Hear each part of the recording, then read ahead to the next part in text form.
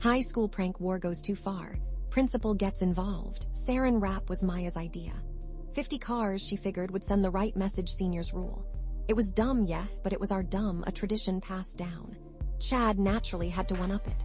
He and his crew, Liam and Jessica leading the charge, greased every door handle in the school. I spent my morning looking like I'd wrestled an oil slick. That's how it started. Harmless jabs, tit for tat. My thing was the school website. Mrs. Henderson, the webmaster, was a sweet, oblivious lady who trusted me implicitly. A few lines of code, a little image swapping, and suddenly Principal Thompson was sporting a pair of googly eyes in his official portrait. Maya thought it was hilarious. Chad didn't even acknowledge it, just escalated. The dead fish in my locker was a new low. The smell clung to my clothes, my books, everything. I gagged every time I opened it. That was when the switch flipped for me. This wasn't fun anymore. This was war. Maya saw it too. "Ethan, it's getting out of hand," she said, her brow furrowed. We were sitting in the cafeteria, the smell of mystery meat doing little to mask the lingering fish stench emanating from me. "He started it," I argued, picking at my lunch. "Yeah, but you don't have to keep going. Just let it die. Die." He filled my locker with rotting fish. Meyer, I smelled like a garbage dump all day. I even had to miss gym. She sighed. "I know, but it's just high school. Ethan, in a few months we'll be gone and this will all be a distant memory." Easy for her to say. She hadn't been the target of a biohazard attack. My retaliation was subtle but effective. Chad fancied himself a bit of a Lothario, always preening, always hitting on every girl within a 10-mile radius. So I replaced his Axe body spray with, well, let's just say something a little less appealing. Skunk scent, heavily diluted. He reeked for the rest of the week. Serves him right. Then came the photo. That's when things went nuclear. I walked into school that Monday morning feeling pretty good. I just aced Mr. Abernathy's history quiz, and Maya had actually smiled at me, not a pity smile, but a real smile. I saw my picture plastered all over the announcement board. It wasn't just any picture. It was a photo from my 6th birthday party. Me, in a cowboy hat and chaps that were way too big, crying because I'd fallen off my rocking horse. The caption read, "Ethan the coward still crying after all these years." I ripped one down, crumpled it in my fist, and felt my face burning. Everyone was laughing, pointing, whispering. Chad, Liam, and Jessica were standing near the entrance, smirking. Chad winked. That was it, game on. I didn't talk to Maya that day. I didn't want to hear her lecture about maturity and moving on. I was done being mature. I was done moving on. I needed revenge. Cold, calculated, and utterly devastating revenge. The shampoo incident was a masterpiece. I swiped the industrial-strength hair removal cream from my mom's salon. She owns a small business. Carefully decanted it into Chad's shampoo bottle and waited. A week later, Chad showed up to school sporting a significantly less impressive hairline. Liam and Jessica were trying not to laugh, but their eyes gave them away. Then came the textbook switch. Chad was taking AP Lit just like me. He hated it. Thought poetry was for sisses, so I swapped his copy of the Odyssey with a Harlequin romance novel. The look on his face when Mrs. Davison called on him to analyze a passage was priceless. But Chad wasn't stupid. He knew I was behind it. He started retaliating, but he was getting sloppy. He keyed my car, slashed my tires. Things that were just mean. Vandalism. One morning, Mr. Abernathy came into class looking utterly bewildered. "Has anyone seen my car?" he asked, scratching his head. He was a sweet guy, a little absent-minded, always leaving his keys in the ignition. Turns out Chad and his goons had somehow gotten Mr. Abernathy's beat-up Ford onto the roof of the school. A crane was involved, according to rumors. It was absurd, unbelievable, and a little bit funny, even to me. But it was also dangerous. Someone could have gotten hurt. The next day, Mrs. Davison walked into her classroom to find it completely ransacked. Desks overturned, books scattered, papers everywhere. She burst into tears. It was too much.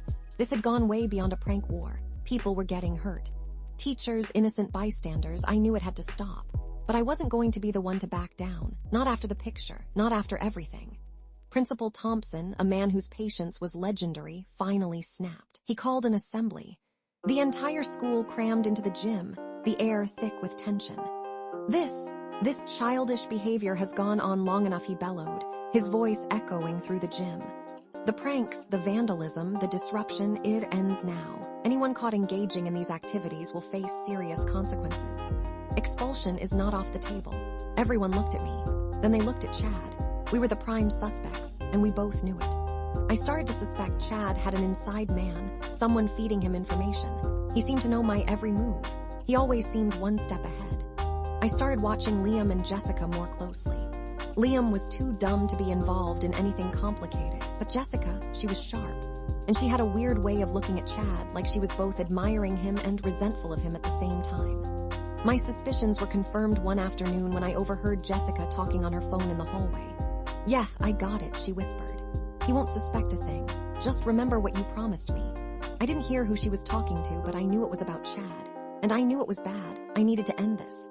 Once and for all, I decided to go after Chad where it would hurt the most his future. He was obsessed with getting into State, the best university in the state. His whole identity was wrapped up in being a star athlete and a top student. I knew he was cheating in AP Calc. He'd been bragging about it to Liam. He had a copy of the practice exam, and he'd been using it to memorize the answers. That was my opening. The plan was risky. I had to get into the testing room before the exam, plant evidence that would incriminate Chad, and make sure he got caught red-handed. I enlisted Maya's help, even though she was still mad at me. "I can't believe I'm doing this," she said, shaking her head. "But I can't let you do this alone." Her skills were invaluable. She could pick locks and navigate the school's security system blindfolded. She got me into the testing room early in the morning. I planted a copy of the practice exam in Chad's backpack, and then altered the original exam so the answers from the practice exam were incorrect, guaranteeing he'd be caught in his deception. The exam started. I watched Chad closely. He looked confident, almost cocky. He breezed through the first few questions, clearly relying on his memorized answers. Then, Principal Thompson walked into the room, accompanied by Mr. Abernathy. They went straight to Chad's desk. "Chad Miller, please come with us," Principal Thompson said, his voice grim. Chad's face paled. He stammered, "What's going on? I didn't do anything." They searched his backpack and found the practice exam. Chad's denial was weak, pathetic. As they were escorting him out of the room, he glared at me. He knew. I felt a surge of satisfaction, followed by a wave of guilt. Had I gone too far? The next day, I was called into Principal Thompson's office. He knew about the shampoo, the textbooks, everything. He knew about the website, the dead fish, the car on the roof. "This has to stop, Ethan," he said, his voice weary. "You're both going to ruin your lives." I didn't tell him about Chad's cheating. I let him think it was just another prank. Chad was suspended for a week and faced potential expulsion. His chances of getting into State were slim to none. I got off with detention and a letter of apology to Mrs. Davison. It felt like a slap on the wrist. Maya was furious. "You could have gotten expelled, you could have ruined your life, and for what? To get revenge on Chad Miller." "He deserved it," I said defensively. "No, he didn't," she said, her voice shaking. "Nobody deserves this. You've become just as bad as him."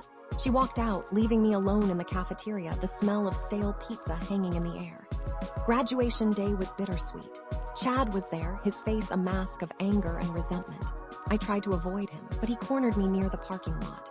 "This isn't over, Ethan," he said, his voice low and menacing. "You're going to regret this." I just stared at him. I was tired of fighting, tired of the pranks, the lies, the betrayal. As I walked towards my car, I saw Principal Thompson standing near the entrance. He caught my eye and gave me a slight nod. Later that day, I received a letter in the mail. It was an acceptance letter from a small, unremarkable college in the middle of nowhere. Not State, not even close. I guess I got my revenge. But the price was higher than I ever imagined. I lost Maya. I tarnished my reputation.